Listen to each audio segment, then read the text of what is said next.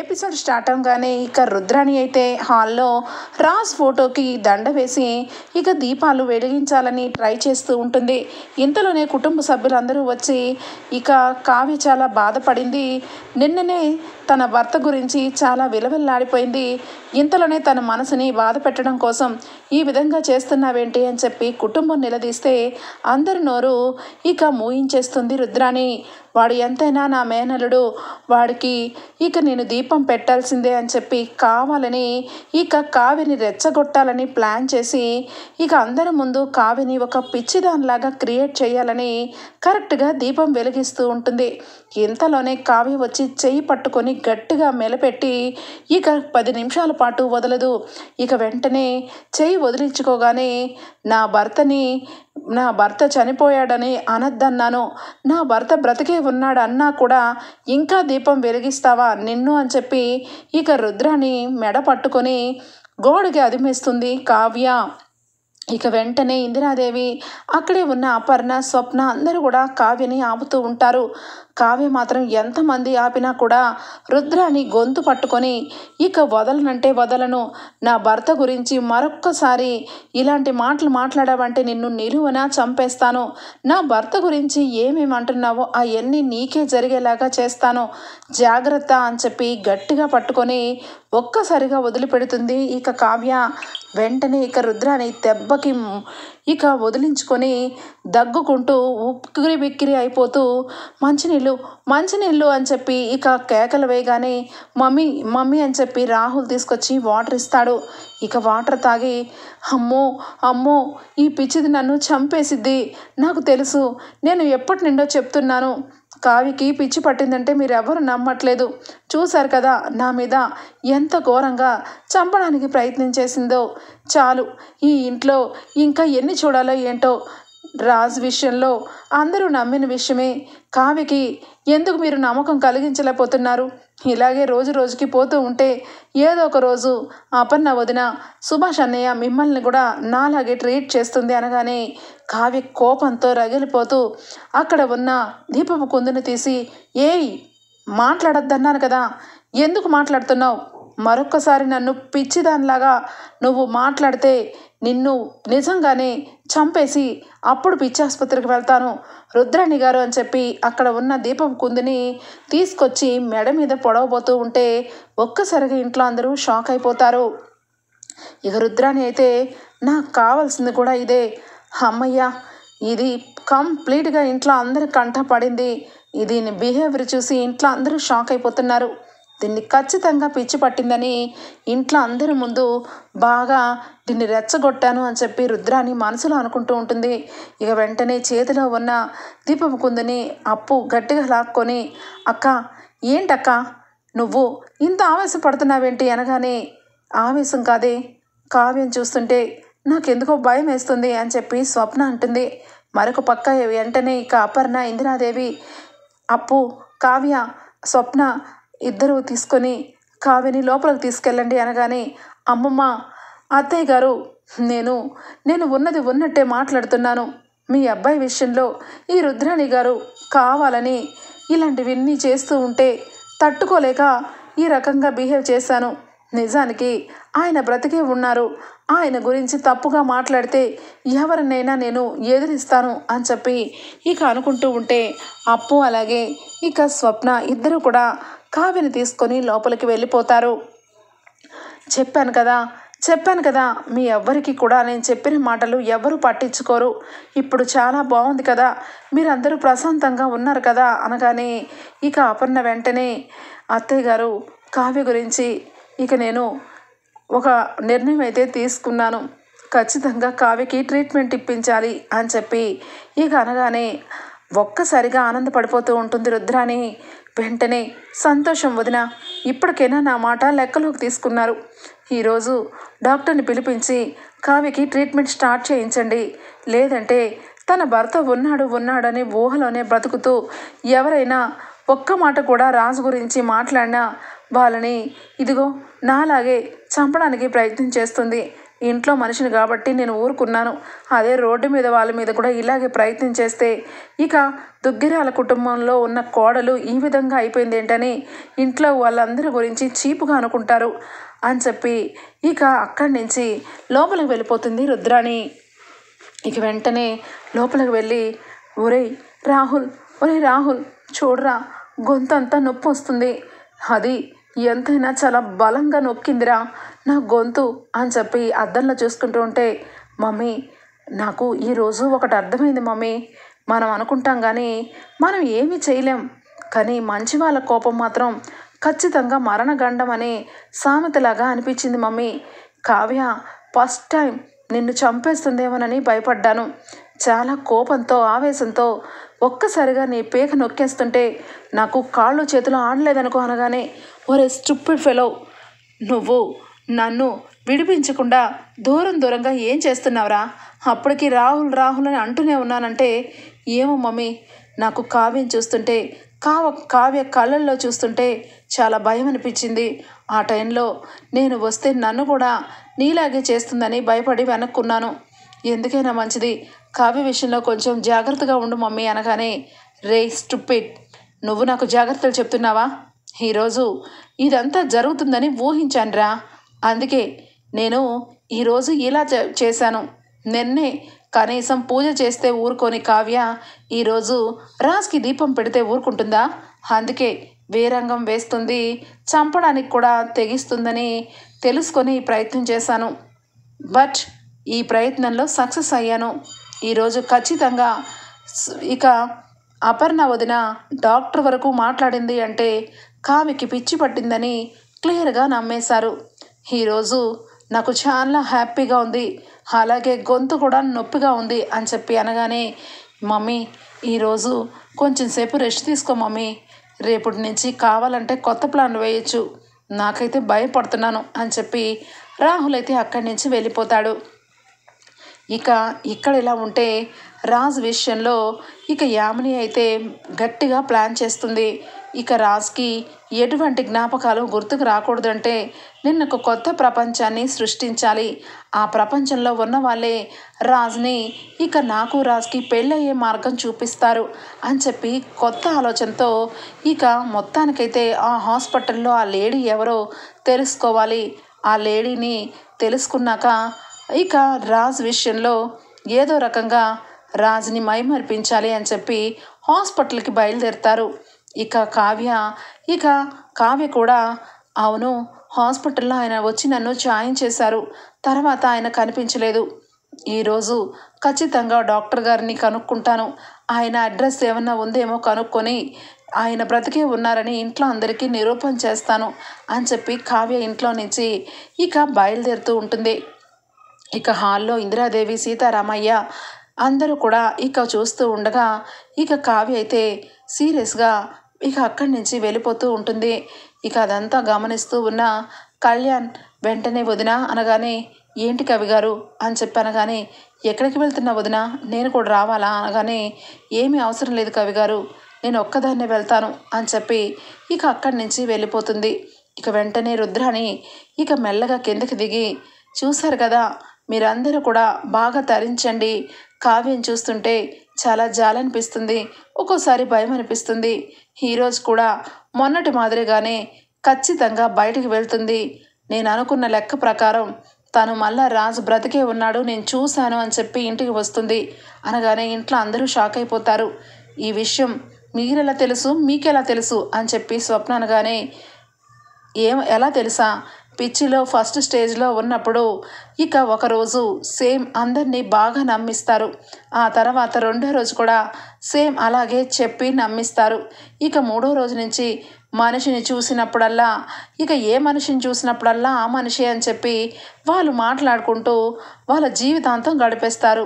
ఇప్పుడు కావ్య స్టేజ్ 2లో ఉంది అని చెప్పి అనగానే కోపంతో స్వప్న, ఏం మాట్లాడుతున్నారు మీరు, మా కావ్య బయటకు వెళ్ళింది, అలానే వచ్చి ఏం ప్రవర్తించదు, మీరేమీ కంగారు పడద్దు, మొన్ననే మా కావ్య మీకు లెఫ్ట్ అండ్ రైట్ ఇచ్చింది, అయినా బుద్ధి రాలేదా అని చెప్పి అనగానే, బుద్ధి రాకపోవడానికి ఏముంది, అందరికీ బుద్ధి అనేది ఏదో ఒక రోజు వస్తూనే ఉంటుంది, కానీ వదిన ఈరోజు నేను అన్నమాట మీరు గట్టిగా నమ్మండి. ఈరోజు కావ్య వెళ్ళి ఖచ్చితంగా రాజ్ మళ్ళా బ్రతికే ఉన్నాడని చెప్పింది అంటే కావ్యకి ఖచ్చితంగా పిచ్చున్నట్టే లెక్క.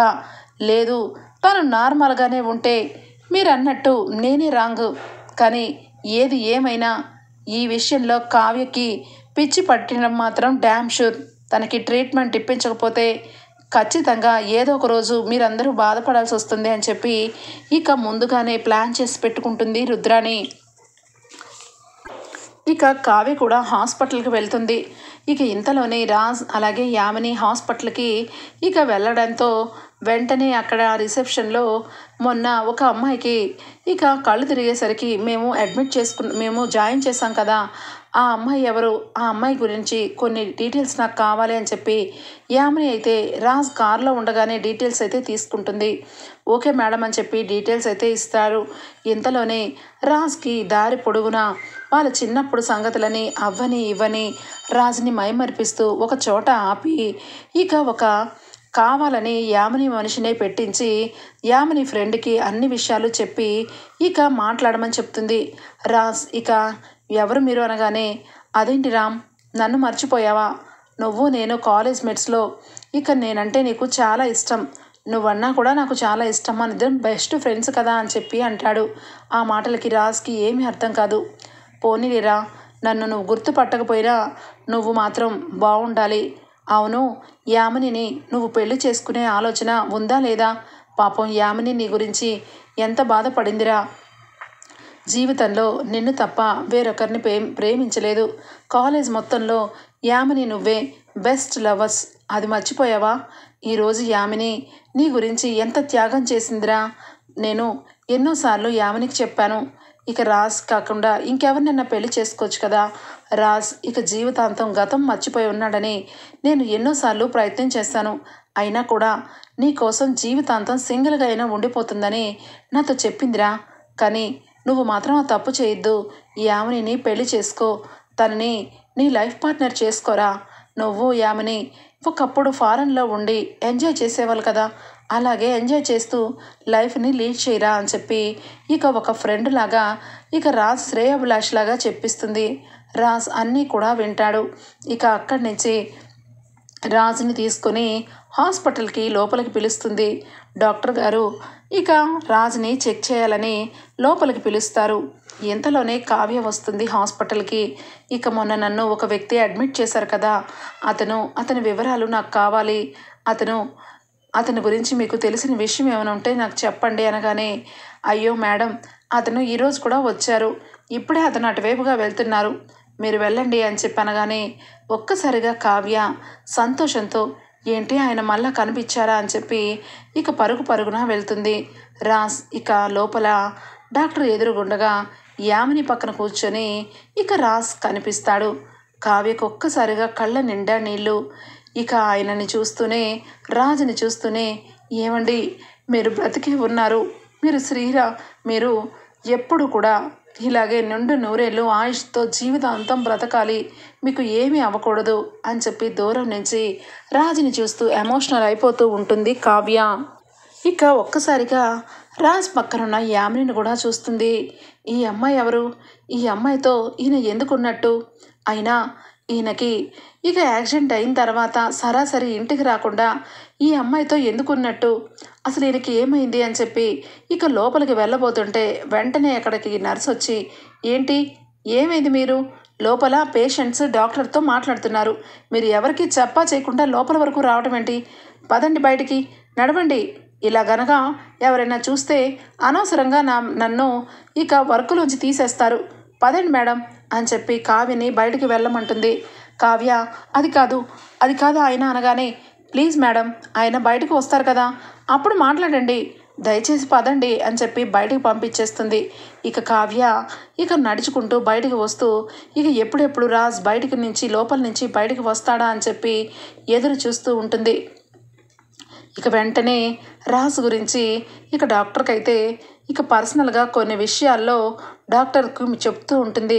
ఆయన గతం అంతా మర్చిపోయారు సార్, గతం అంతా గుర్తు రావాలి డాక్టర్, ఆయన నన్ను మర్చిపోయారు, నా స్పర్శ మర్చిపోయారు, ఆయన నేను పెళ్లి చేసుకొని ఈ టైంలో సంతోషంగా ఉండాల్సిన వాళ్ళం. ఇప్పుడు ఆయన నన్ను పూర్తిగా మర్చిపోయి గుర్తులేని పరిస్థితులకు అయిపోయారు. ఆయన మళ్ళా నార్మల్గా అవ్వాలి, ఆయనకి గతం గుర్తు రావాలి. ఖచ్చితంగా ఏం చేయాలి డాక్టర్ చెప్పండి అని చెప్పి అడుగుతూ ఉంటే ఇక కోర్స్ అయితే రాసిస్తాడు. రోజు కూడా ఇవి 3 పూట్ల ట్యాబ్లెట్లు వేసుకోవాలి. ఖచ్చితంగా ఏదో ఒక రోజు ఆయనకి గతం తప్పకుండా గుర్తుకొస్తుంది అని చెప్పి ట్యాబ్లెట్లు అయితే ఇస్తాడు. ఇక ప్రిస్క్రిప్షన్ తీసుకొని ఇక కావ్య బయటికి రాబోతుండగా ఇక వెంటనే కావ్యని అక్కడ చూస్తుంది. అమ్మ కళావతి, కళావతి నువ్వు మొత్తానికి ఇక ఆయన చుట్టూనే తిరుగుతూనే ఉన్నావన్నమాట. నువ్వు సామాన్యురాలివి కాదు. నిజమే, నేను విన్నది అక్షరాల నిజమే. నిన్ను కనిపెట్టడానికే ఇక్కడికి వచ్చాను. కానీ నువ్వు మాత్రం ఇక్కడికి వచ్చి ఆయన నీతో పాటు తీసుకెళ్దామని అనుకుంటున్నావు కదా, అది ఎప్పటికీ జరగదు అని చెప్పి వెంటనే రాజుని వెనక డోర్ నుంచి కారులో కూర్చోమంటుంది. అదేంటి ఆమెని ఫ్రంట్ డోర్లోంచే వెళ్దాం అనగానే అటువైపు నుండి చాలా అవుట్ పేషెంట్స్ ఉన్నారు, మనం ఇటు నుంచి వెళ్ళిపోదామని చెప్పి ఇక మొత్తానికైతే రాజుకి వెనక డోర్ నుంచి కారులోకి వెళ్ళిపోమంటుంది.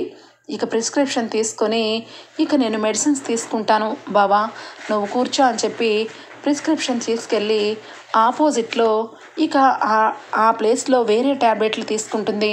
ఇవి శాశ్వతంగా గతాన్ని పూర్తిగా మర్చిపోవాలి. ఇక ఎప్పటికీ గతం గుర్తు రాకూడదు.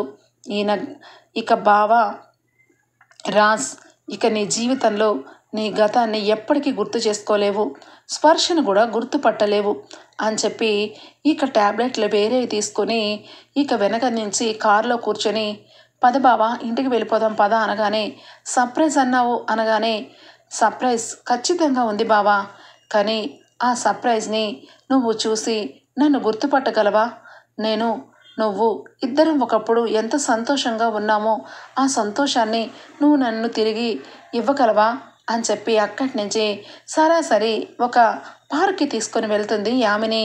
ఇక వెంటనే కావ్య 1/2 గంట పైగా కూర్చొని ఏంటి లోపల నుంచి ఎవరు రావట్లేదు, ఎక్స్క్యూజ్ మీ, లోపల డాక్టర్ గారి దగ్గర ఇక పేషెంట్ ఉన్నారు కదా, అతనికి ఏమైంది, అతని గురించి నేను వచ్చాను, ఇందాకటి నుంచి అతను బయటకు వస్తారని చూస్తున్నాను, ఆయన ఏరి అని చెప్పి అటు ఇటు తిరుగుతూ ఉంటే అయ్యో అతను వెళ్ళిపోయి 1/2 అవర్ అవుతుంది, అయినా అతని గురించి నువ్వెందుకమ్మా అడుగుతున్నావు అనగానే అతను నా భర్త అని చెప్పి డాక్టర్తో అంటూ ఉంటే డాక్టర్ ఆశ్చర్యపోతాడు.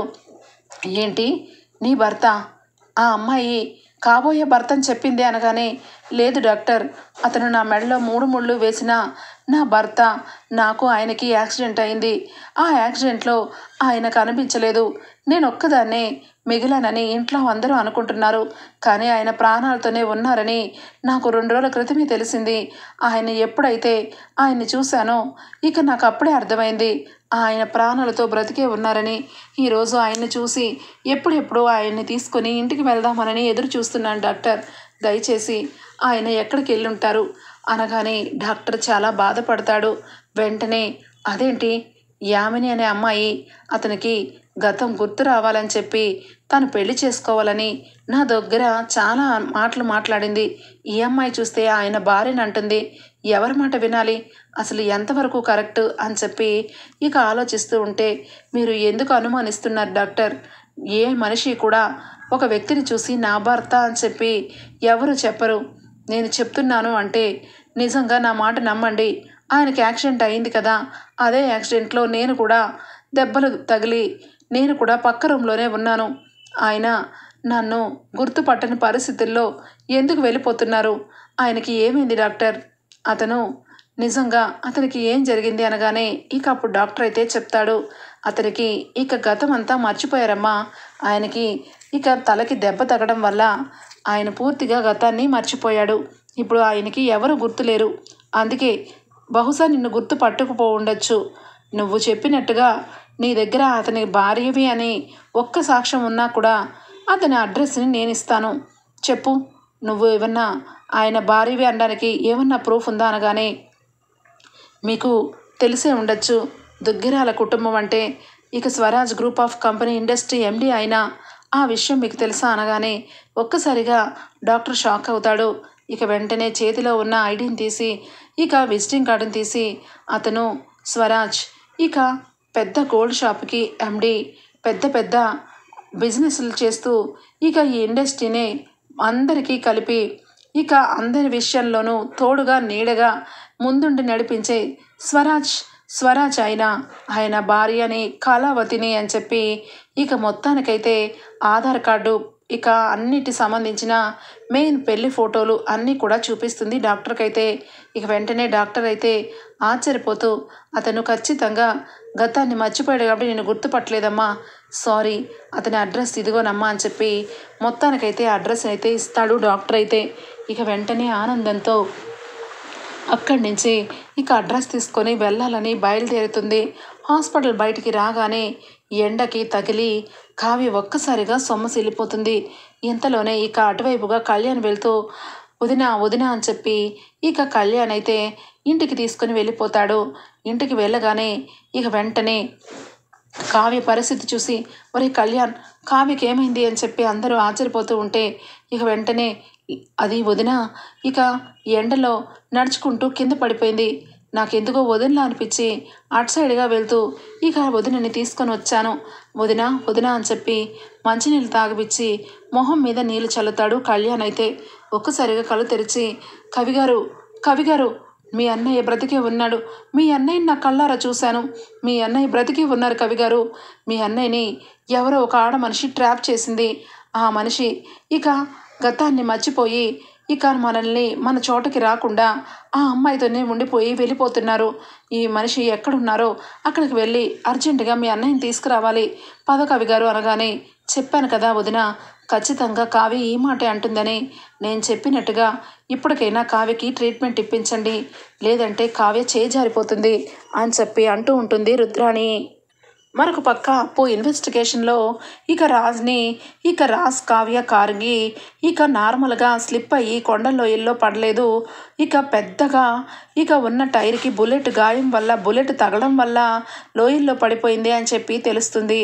ఇక ఆ విషయం తెలుసుకొని బావకి ఎవరు శత్రువులు ఉన్నారు, బావ వాళ్ళని చంపాలని ప్రయత్నం జరిగింది, అంత ఘోరమైన శత్రువులు బావకి అక్కకి ఎవరున్నారు, ఇది ఇక కావాలని జరిగింది కాదు, కావాలని బావని అక్కని టార్గెట్ చేశారు, ఎవరో కనిపెడతాను, బావకి ఎవరున్నారు అని చెప్పి ఇక మొత్తం ఆఫీసుల్లోనూ కాలేజీల్లోనూ స్కూళ్ళలోనూ ఎక్కడొకక్కడ బావకి శత్రువులు ఉండే ఉంటారని మొత్తం ఇన్వెస్టిగేషన్ జరుగుతూ మొత్తానికైతే రాజ్ పాత స్నేహితురాలైన ఇక శ్వేతని కలిసి మొత్తం కూడా ఇన్ఫర్మేషన్ అంతా లాగేస్తుంది అప్పు.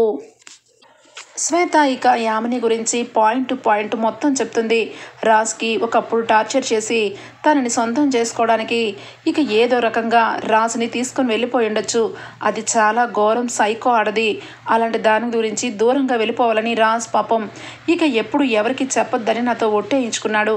ఇప్పుడు మీరు చెప్తుంటే ఖచ్చితంగా రాజుని చంపాలని చూసిన మనుషుల్లో మొట్టమొదటి స్థానంలోకి వచ్చేది ఇక యామినినే, ఎందుకంటే తనకు దక్కకూడదు ఎవరికి దక్కకూడదని ఆలోచన కలదే అని చెప్పి మొత్తం చెప్పేస్తుంది.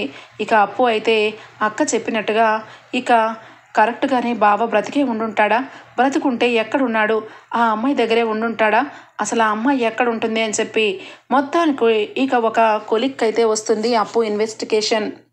ఇక మొత్తానికైతే కావ్యకి పిచ్చి పట్టిందని డాక్టర్ని పిలిపించి ఇక ఒక ఇంజెక్షన్ని తీసుకొచ్చి కావ్యకి ఏమిస్తూ ఉంటే లేదు అత్తయ్య, నా మాట నమ్మండి, ఆయన బ్రతికే ఉన్నారు, ఆయన ఎక్కడున్నారో నాకు తెలుసు అని చెప్పి గట్టిగా అంటూ ఉంటే డాక్టర్ వచ్చి ఇంజెక్షన్ చేయబోతూ ఉంటే ఒక్కసారిగా అప్పు వచ్చి ఆపండి అని చెప్పి డాక్టర్ని ఆపేస్తుంది.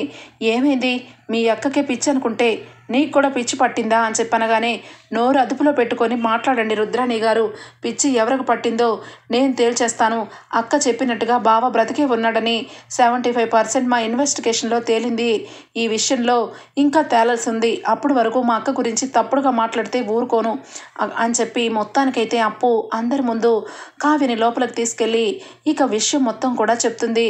అయితే ఖచ్చితంగా ఇక తనతో పాటు ఒక అమ్మాయి ఉంది, ఆ అమ్మాయి చేసి ఉండొచ్చు, తను తను ఇక బావని పెళ్లి చేసుకోబోతుందానని ఆ డాక్టర్కి చెప్పిందంట. బావ గతం మొత్తం మర్చిపోయాడంట. ఈ మాటలన్నీ చెప్పడానికి లేకుండా రుద్రాణి నా మీదకి డాక్టర్తో మత్తు ఇంజెక్షన్ ఇవ్వబోయింది అని చెప్పి కావ్య మొత్తం కూడా బయట పెట్టగానే ఇక అప్పుకి కావ్యకి అర్థమైపోతుంది. రాజు వెనకాల పెద్ద కుట్రే జరిగింది. ఆ యామినినే ఇక కావ్యని రాజుని పట్టుకుపోయిందనే నిజాన్ని తెలుసుకొని అక్క ఇమీడియట్లీగా మనం వెళ్ళాలి. ఆ యామిని భావని ఏదైనా చేస్తుంది. నిజానికి తన సొంతం చేసుకోవడానికి కోసం ఎంతటికైనా తెగిస్తుంది. ఈ వెంటనే వెళ్ళాలి. ఇప్పుడు ఇంట్లో వాళ్ళందరికీ చెప్పడానికి కూడా టైం లేదు అని చెప్పి ఇంట్లో నుంచి మొత్తానికైతే కావ్య అప్పు ఇక కళ్యాణ్ మొత్తానికి ముగ్గురు బయలుదేరుతారు. ఇటు రుద్రాణి అయితే మొత్తం విషయం తెలుసుకొని అమ్మ బాబోయ్ ఈ యామిని తెంగరదిలా ఉంది. మొత్తానికి ఈ యామిని దగ్గరే రాజు ఉన్నట్టు ఇక తెలుసుకున్నారు. అందుకే వెంటనే వెళ్తున్నారు. ఈ లోపలే రాజుని పెళ్లి చేసుకోమని చెప్పాలి. లేదంటే రాజుని ఎక్కడికైనా తీసుకొని వెళ్ళిపోమనైనా చెప్పాలి. ఈ రెండు విషయాల్లో ఏదో ఒకటి చేస్తే తప్ప రాజ్ ఎప్పటికీ కూడా ఇంటికి రాడు అని చెప్పి ఇమీడియట్లీగా ఇక యామినికి ఫోన్ చేస్తుంది రుద్రాణి. యామిని లిఫ్ట్ చేయగానే చూడు యామిని నీ దగ్గర రాజు ఉన్నాడని మొత్తానికి తెలిసిపోయింది. ఇక నువ్వు రాజుని పెళ్ళన్నా చేసుకోవాలి. లేదంటే రాజుని తీసుకుని ఫారెన్ అయినా వెళ్ళిపోవాలి. ఫారెన్ వెళ్ళడానికి టైం లేదు కాబట్టి పెళ్లి చేసుకుంటే చాలా బెస్ట్. నీకు పెళ్లి చేసుకుంటే ఎంతో కొంత అథారిటీ వస్తుంది అనగానే ఇక వెంటనే రాజుని పట్టుకొని గుడికి వెళ్ళిపోతుంది యామిని. ఇక సరాసరి ఇక కళ్యాణ్ అప్పు ఇక కావ్య మొత్తానికైతే యామిని ఇంటికి వెళ్ళగానే ఇక అక్కడ ఎవరు కనిపించరు. ఇక వెంటనే కావ్య ఇక్కడే ఉండుంటాడు. ఆ బావ ఇక్కడే ఉంటారు. ఈ కారులోనే బావను చూసానే అప్పు అనగానే ఇక వెంటనే అక్కడ చుట్టుపక్కల ఏమీ కనిపించదు. దూరంగా ఒక గుడి కనిపిస్తూ ఉంటే వెంటనే ఇక కళ్యాణ్ అయితే ఖచ్చితంగా ఎక్కడైనా వదిన ఇక్కడ ఉండుంటారని ఎలా చెప్తున్నా వదిన? ఎందుకైనా మంచిది. వేరే అడ్రస్ ఏమో అప్పు అనగానే లేదు నేను ఇక్కడే కవిగారు ఈ కారులోనే మీ అన్నయ్యని చూశాను. నేను నిజంగా చెప్పాలంటే ఇక్కడ ఎవరూ లేరు కదా వదిన అనగానే ఆ గుడికి వెళ్ళి అక్కడ కొన్ని చూద్దాం పదండి అని చెప్పి దూరంగా ఉన్న గుడికి పరుగున ఇక వెళ్ళగానే రాజ్ ఇక అక్కడ ఉంటాడు. వెంటనే ఇక రుద్రాణి ఇక యామిని అయితే రామ్ నా మెళ్ళో ఈ తాళిని కట్టు. నా కోసం ఈ పని చెయ్యి. ఇదే సర్ప్రైజ్. జీవితంలో నువ్వు నన్ను ఒంటరిదాన్ని చేయవని నేను నమ్ముతున్నాను. నీకోసం నేను ప్రాణాలైనా ఇస్తాను. నువ్వు నన్ను పెళ్లి చేసుకొని జీవితాంతం నన్ను ప్రేమగా చూసుకుంటావని ఆశిస్తున్నాను. రాజ్ దయచేసి నా మెళ్ళో తాళి కట్టు రాజ్ అని చెప్పి అంటూ ఉంటే రాజ్కి ఏమీ అర్థం కాదు. ఏం మాట్లాడుతున్నావు? పెళ్లి చేసుకోవాలనుకుంటే అందరినీ పిలిచి పెళ్లి చేసుకోవాలి. కానీ ఇదేంటి ఉన్న పలంగా పెళ్ళి? ఇప్పుడు నాకు పెళ్లి చేసుకునే మూడ్ లేదు అని చెప్పి రాజ్ అంటూ ఉంటాడు. ఇంతలోనే ఏమండి అని చెప్పి గొంతు వినపడగానే ఒక్కసారిగా కావ్య మొహం చూసి ఇక కావ్య మొహం మళ్ళా చూస్తూ ఒకసారిగా గతం గుర్తు తెచ్చుకోవడానికి యామిని ఆ అమ్మాయి కళావతి అని చెప్పి నోట్లో నుంచి కళావతి పేరు వినపడి ఒక్కసారిగా ట్యాబ్లెట్ తీసి రామ్ ఈ ట్యాబ్లెట్ వేసుకో అంతా సరిపోతుంది అని చెప్పి ఇక వేయబోతూ ఉంటే కావ్య పరుగున వచ్చి ట్యాబ్లెట్లను ఇసిరి కొట్టి యామిని చంప చెడ్లు అనిపిస్తుంది. ఏమండి నేనండి మీ కళావతిని. మీరు నా మెడలో 3 ముళ్ళు వేసిన కళావతిని. మీరు నన్ను మర్చిపోయారా? చెప్పండి. ఇదే మాట నా కళ్ళల్లో కళ్ళు పెట్టి చెప్పండి. నా చేతుల్లో చేయి పెట్టి చెప్పండి అని చెప్పి రాజ్కి ఇక దగ్గరగా వస్తుంది కావ్య. ఏయ్ కావ్య మర్యాదగా వదులు, నా రాముని వదులు అనగానే ఎవరే రామ్? ఎవరు పట్టుకొని రామంటున్నావు? అతను మా బావ. అతను ఇక యాక్సిడెంట్లో గతం మర్చిపోతే అది అడ్వాంటేజ్గా తీసుకొని నీ సైకో తత్వానికి నీ పెళ్ళి కావాలే. నువ్వు నీ మోహం మా బావని పట్టుకొని నీ దగ్గర పెట్టుకుంటే నీవాడైపోతాడా అని చెప్పి అప్పు అయితే ఇక యామిని చంప బగల కొడుతుంది. ఇటు రాజ్ ఇక యామిని గురించి కావ్య గురించి కన్ఫ్యూజ్గా ఉండగానే ఇక అప్పుడే ఇక కళ్యాణ్ నేను కళ్యాణ్ని. నువ్వు గతం మర్చిపోయావు కానీ వదినని పెళ్లి చేసుకున్నావు. వదినతో జీవితాంతం కలిసి మెలిసి ఉంటానన్నావు. ఇది చూడన్నయ్య అని చెప్పి ఇక మొత్తానికైతే కావ్య పెళ్లి ఫోటోని చూపించగానే రాజ్ ఒక్కసారిగా షాక్ అయిపోతాడు. జరిగిందంతా గుర్తొస్తుంది రాజ్కి. ఇక వెంటనే కళావతి అని చెప్పి మొత్తానికైతే కావ్యని గుర్తుపడతాడు. ఇక వెంటనే యామినికి ఏమీ అర్థం కాదు. సైకోలాగా అక్కడ ఉన్న నైఫ్ని తీస్తుంది. ఇదిగో కావ్య, మర్యాదగా రాజుని వదిలేసి వెళ్ళిపో, లేదంటే నేను ఏం చేస్తానో నాకే తెలీదు అని చెప్పి కత్తి తీసి కావ్యకి మెడ దగ్గర పెట్టబోతూ ఉంటే ఒక్కసారిగా ఇక అప్పు అయితే రివాల్వర్ తీసి ఇక దూరం నుంచి యామినిని ఒక్కసారిగా షూట్ చేస్తుంది. యామినికి భుజం మీద ఇక బుల్లెట్ తగిలి కత్తి కింద పడేస్తుంది. వెంటనే ఇక అరెస్ట్ చేసి, నీలాంటి సైకోలు భూమి మీద తిరగకూడదు, మనుషుల్నే చంపుతావా, పోలీస్ ఆఫీసర్ ముందే మనుషుల్ని చంపే అంత రేంజ్కే ఎదిగావా, నీలాంటి దాన్ని ఏం చేయాలో అదే చేస్తాను అని చెప్పి ఇక మొత్తానికైతే ఇక రుద్రాని యామినికైతే ఇక కావ్య దిమ్మ తిరిగే షాక్ ఇస్తుంది. పెళ్ళి మొత్తం ఆగిపోతుంది. కావ్య రాజ్ అయితే ఒక్కటవుతారు. ఇక రాజ్ అయితే యామినిని చూసి, చూడు యామిని, ఒకప్పుడు నిన్ను ప్రేమించాను, కానీ నీ మనస్తత్వాన్ని తెలుసుకొని నిన్ను నేను వదిలేశాను. అప్పటి నుంచి నా జీవితంలోకి కళావతి వచ్చింది. నా జీవితమే మారిపోయింది. ఎప్పటికీ నేను కళావతి భర్తనే తప్పించి నువ్వు ఎన్ని ఎత్తులు వేసినా, ఎన్ని రకాలుగా వచ్చినా ఎప్పటికీ నేను నీ సొంతం కాలేను. అది గుర్తుపెట్టుకొని మసులుకుంటే బాగుంటుంది అని చెప్పి రాజ్ ఫైనల్ వార్నింగ్ ఇచ్చి, కళావతి ఇంటికి వెళ్దాం, ఇంట్లో అందరినీ చూడాలనిపిస్తుంది అనగానే, అన్నయ్య రా అన్నయ్య అని చెప్పి మొత్తానికైతే ఇంటికి బయలుదేరి ఇక వెళ్ళిపోతాడు రాజ్. ఓకే ఫ్రెండ్స్, రాబోయే ఎపిసోడ్స్లో ఈ విధంగా జరగబోతుంది.